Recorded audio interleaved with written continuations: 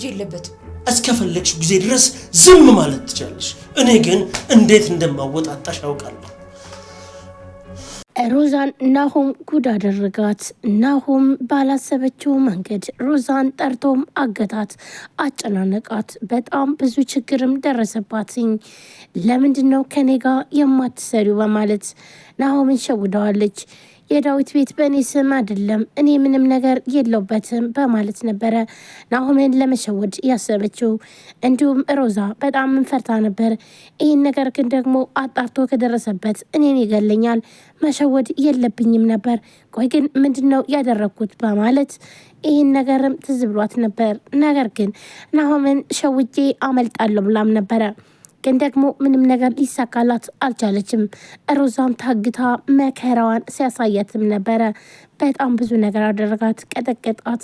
እናም ቆይ እኔ ናሆምን ነው ወይ የምትሸውጅ በማለት ነበረ በጣም በሚያሳዝን ሁኔታ ብዙ ነገር ሲያደርጋት የነበረው።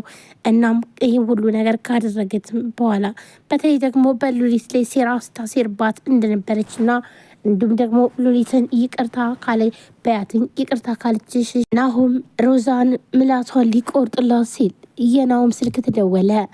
ናሆምም በጣም ተናዶ ስልኩን አነሳው። የኔ ውድ እህት አሁን የማይሆን አጉል የማይሆን ሰዓት ነው እየደወልሽው ብሎም ስልኩን ያነሳዋል።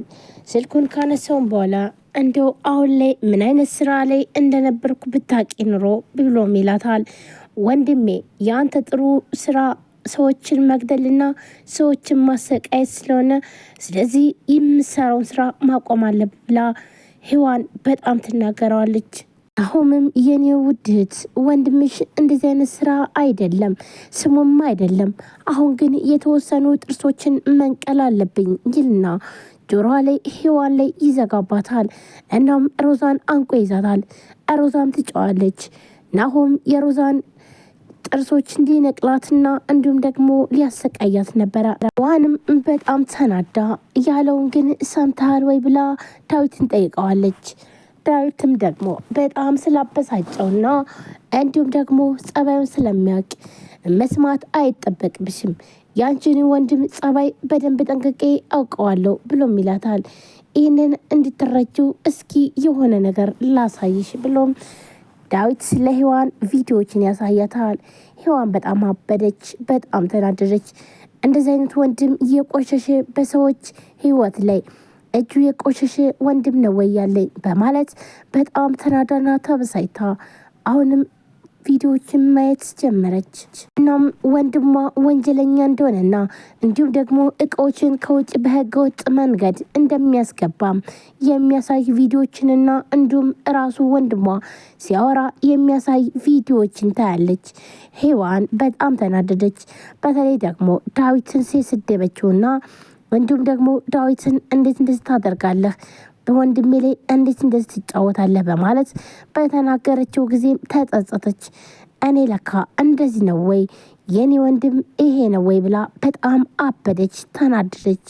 አሁንም ሮዛን ይኸውልሽ ጥርስሽን ምሬዋለሁ፣ ግን ደግሞ እያንዳንዱ እውነቱን የምጠይቅሽን ጥያቄ ከመለሽልኝ ነው፣ ያለያ ግን እያንዳንዱን ነቅዬ ጨርስልሻለሁ። አሁን የምጠይቅሽን ጥያቄዎች አንድ ባንድ ምንም አይነት ውሸት ሳትጨምሪ መመለስ አለብሽ ብሎም ይላታል። እየተጨናነቀች ቆይሽ ምን እንዳደርግልህ ነው እየፈለከው ጠይቀኝ ብላም ትለዋለች። ቆይ እስኪ ግን ጥያቄ ልጠይቅሽ፣ ሉሊትን ለምንድን ነው አደጋ ያደረሽባት ብሎም ይላታል። ሉሊት አደጋ ደርሶባታል። እናም በምን ምክንያት ነው ሉሊት ላይ ይህን አደጋ ልፈጽሚው ይቻችሁ ብሎ ናሆምም ሮዛን ያፈጣጥታል። ሮዛም ስለ ካርከኝ ነው። አዎ አንተ ክደኸኛል ብላም ትለዋለች። አንተ ስትክደኝ እኔ ደግሞ ሉሊት ላይ ወንጀሉን ፈጸምኩት ብላም አለችው። ዳዊት አሁን ላይ በዳዊት ምንም ነገር አልመሰከረችም። ዳዊት እንኳን ቢታሰር እንኳን እኔ ሙሉ ብቸኛው ቤቱን ሀብት ንብረቱን አስተዳድር ነበር። ነገር ግን ደግሞ ይሄ ነገር ምንም አልሆነም። ስለዚህ እኔ ህይወቴ ላይ መጫወት የለብኝም ብላም ትለዋለች። ታዲያ ይሄ እኔ ጋር ምን አገናኘው ብሎም ሞራኔ ወርቆ በተንኮታኮተ ሰዓት አንተ መተህ ተስፋ ሰጠኝ ደግሞ ግን ተስፋ ብቻ እንጂ ለእኔ ምንም ነገር ሳታደርግልኝ ነው የቀረው። ስለዚህ እኔ ደግሞ ይህን ሽንፈት በፍጹም አልፈልግም ብላ ሮዛም ትመልስለታለች። ናሆምም በጣም ይበሳጭባታል። ደግሞም ዳዊትን አብረን ሆነን ልናንበረክከው ነበረ፣ ነገር ግን እቺ ተንከሲስ መታ ይኸው ነገሮችን ሁሉ አበላሸቻቸው ብላም ትላለች። ይህም በምትልበትም ሰዓት እና ታዲያ እቺ ትንሽ ልጅ መሞት አለባት ወይ ብሎም ይጠይቃታል። አዎ መሞት አለባት፣ ይህ ሞቷ ነው፣ ለእሷ ያስፈልጋታል ብላም አለች። ደግሞም እሷ ብትሞትም በመጀመሪያ ተጠርጣሪ የሚሆነው ዳዊት ነው። ምክንያቱም ደግሞ ዳዊት ሊደፍራት ሙከራ አድርጎባት ነበር። ለዚህ ወንጀለኛው እሱ እንጂ እኛ ልንጠየቅ አንችልም ነበር ብላም ትመልስለታለች።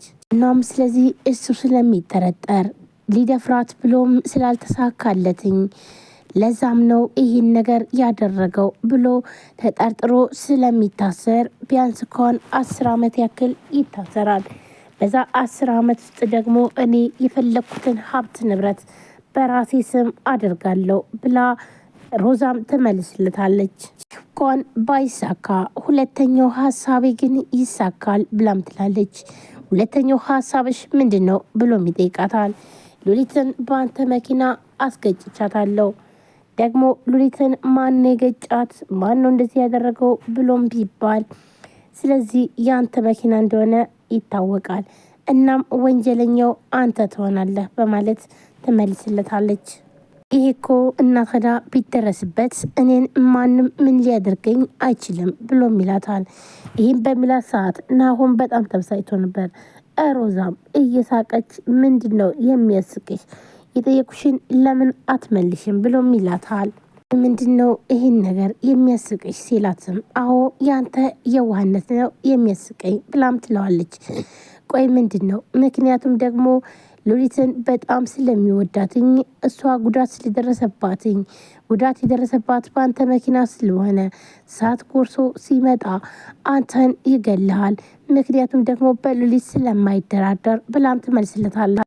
ሰላም ጤና ይስጥልን ውድና የተከበራችሁ የቻናል ቤተሰቦች እንዴት ናችሁ? ለዚህ ቻናል አዲስ የሆናችሁ ሰብስክራይብ፣ ላይክ፣ ሼር በማድረግ ቤተሰቡ ነው ቤተሰባችሁ ወንድሞቼ ከልብ ነው የማመሰግነው። ውድ ቤተሰቦች እንግዲህ ዛሬ በአዲስ ቪዲዮ መጥቼላችኋለሁ። ቪዲዮ ላይክ፣ ሰብስክራይብ ያደረጋችሁ ለምታበረታቱኝ ከልብ አመሰግናለሁ። እንዲሁም አዲስ ከሆናችሁ ሰብስክራይብ አድርጋችሁ የደወል ምልክቷን መጫናችሁን አትርሱ። በየጊዜ በሰዓቱ አዳዲስ ቪዲዮችን ይዤላችሁ የሚቀርብ ይሆናል። ዛሬ ይዤላችሁ የመጣሁት እንግዲህ ሁላችንም እንደምናውቀው ትንሿ ሙሽራ ቀጣይ ክፍል ነው። ሁላችንም በጉጉት ስንጠብቅ የነበረው ዛሬ ምን ተፈጠረ? ሮዛ እንግዲህ የእጇን አግኝታለች ማለት ነው። እንዲሁም ሉሊትን ስላስገጨቻትና እንዲሁም ደግሞ በሷ ምክንያት አደጋ ስለደረሰባት እግሯ ላይ ወድቀሽ ይቅርታ ጠይቂያት በማለት ናሆምም ይቅርታ እንድትጠይቅ እያደረጋታል ማለት ነው። በዚህም ጉዳይ ደግሞ በጣም ትናደድና ትበሳጫለች። እኔ ይቅርታ አልጠይቅም ብላም ነበረ፣ ነገር ግን ይቅር ብዬሻለሁ ብላም ትላታለች ማለት ነው። ይቅርታም ካደረገችላት በኋላ ሉሊት ምንድን ያደረገችው? ሉሊት በቃ አይዞሽ እንዳይጎዳሽ ወይም ደግሞ እንዳትጎጅ ብላም ነበረ። እናም ይህንን ነገር ስትላትኝ ቆይ ግን አንቺ እንዴት ነው ግን ቆይ ይቅርታ ልታረጊላት የቻልሽው ብላም ትላታለች። ሁሉ በድላሽ እንዴት ይቅርታ ታረጊላታለች ብሎም ናሆም ይጠይቃታል። ይቅርታ ማድረግ ይሄ ጥሩ ነው፣ ስለዚህ እሷ ምንም ብታደርግ ግን ደግሞ ይቅርታ አድርጌላታለሁ ብላም